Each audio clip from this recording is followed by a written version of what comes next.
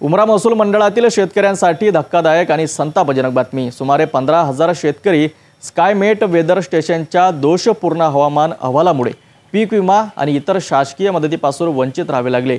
दिनांक 17 सप्टेंबर रोजी झालेल्या ढगफुटीसारख्या पावसाने शेतकऱ्यांचे मोठे नुकसान केले, तरी यंत्राच्या चुकीच्या नोंदीमुळे शेतकऱ्यांना न्याय मिळण्यास अडथळा निर्माण झाला।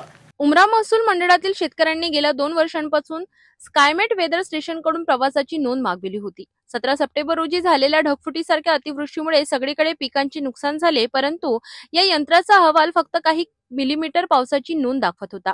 संतप्त शेतकऱ्यांनी आपल्या समस्या घेऊन स्थानिक लोकप्रतिनिधींकडे तक्रार केली। आमदारांनी प्रकरण गांभीर्याने पाहून प्रशासनाला घटनास्थळी तपासणी करण्याचे आदेश दिले। 25 सप्टेंबर रोजी तालुका कृषी अधिकारी, तहसीलदार अकोट, स्कायमेट कंपनीचे अधिकारी आणि पीक विमा कंपनीचे प्रतिनिधी घटनास्थळी पोहोचले।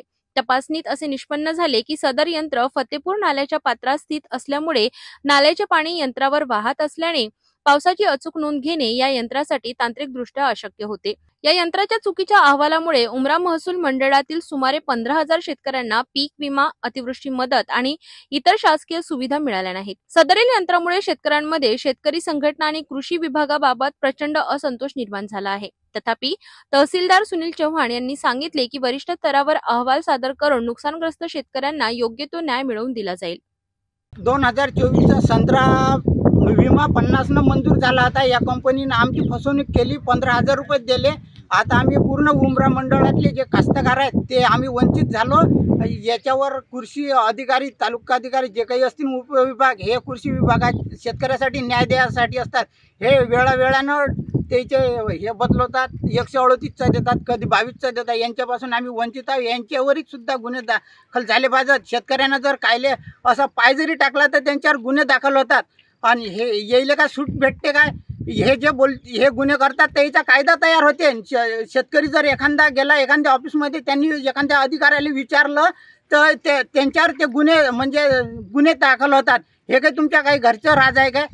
याच्यासाठी काही असे इंग्रजापेक्षा खतरनाक काम करून राहिले। हे या अशा अधिकाऱ्यावर यायला सस्पेंड करून याच्यावर गुन्हे दाखल झाले पाहिजेत। सर्वात महत्त्वाची गोष्ट म्हणजे 17 सप्टेंबरला उमरा या ठिकाणी अतिवृष्टीजन्य पाऊस झाला। पाऊस झाल्यामुळे ह्या ओंड्यातून सगळं पाणी या यंत्रामध्ये गेलं आणि सर्व रिपोर्ट चुकीचे आले।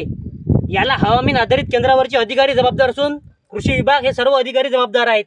तरी त्यांच्यावर, कृषी विभागाच्या अधिकाऱ्यावर आणि हवामान आधारित केंद्रातील जे अधिकारी असतात त्यांच्यावर कायदेशीर कारवाई करण्यात यावी। आम्हाला 35,000चे भेटलेच नाही अजूनही। 35,000पासून आम्ही वंचित आहोत, उमरा मंडळ शेतकरी। तर ह्या आम्हाला याची मागणी कधी भेटेल? 35,000 याच्यावर आमचा पूर्ण उमरा मंडळचं सरकार आहे हे याच्यावर थांब बसलेलं आहे। जर आम्हाला हे जर 25 तारखेला जर भेटले नाहीत तर आमचे उमरा मंडळचे जे सर्व शेतकरी आहेत हे आंदोलन करतील। उमरा महसूल मंडळातील शेतकऱ्यांसाठी या यंत्राच्या दोषीमुळे झालेला फटका गंभीर आहे। प्रशासनाने तात्काळ उपाययोजना करून दोषपूर्ण अहवालामुळे वंचित राहिलेल्या शेतकऱ्यांना न्याय मिळवून द्यावा अशी अपेक्षा आहे। शेतकऱ्यांचे हित राखण्यासाठी ही बाब सध्या सर्वांनाच चिंताजनक ठरत आहे।